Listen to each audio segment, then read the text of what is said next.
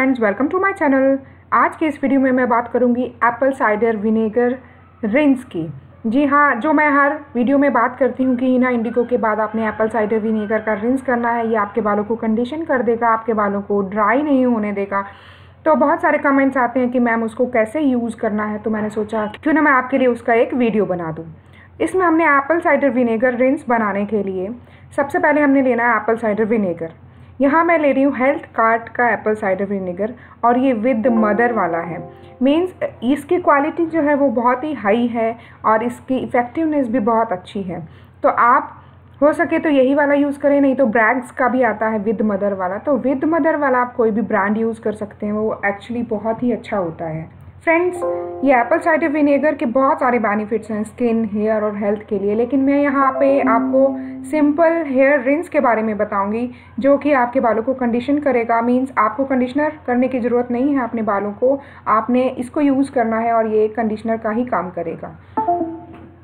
तो फ्रेंड्स, इसमें आपने 1 गिलास पानी लेना है। ये डिस्टिल्ड वाटर मैंने लिया है, डिस्टिल्ड वाटर आप लेंगे और इसमें मैं डालूँगी 1 चम्मच एप्पल साइडर विनेगर।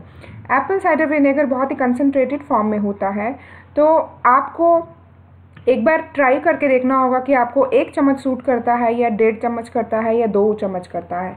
क्योंकि अगर आपके ऑयली हेयर है, ऑयली स्कैल्प है, तो आपको 2 स्पून लेने होंगे 1 गिलास में, बड़े गिलास में। और अगर आपकी ड्राई स्कैल्प है या ड्राई हेयर है तो आपको 1 चम्मच लेना होगा। तो इस तरह से आपने उसको लेना है और डिस्टिल्ड वाटर में आपने 1 चम्मच एप्पल साइडर विनेगर को मिक्स करना है। अपने शैम्पू करने के बाद, जब आप फुल शैम्पू कर लेते हैं, पानी से रिंस कर लेते हैं, उसके बाद आपने इसको लास्ट अपने बालों में इसको डालना है और कम से कम 5 मिनट के लिए छोड़ना है, जैसे हम कंडीशनर पे करते हैं।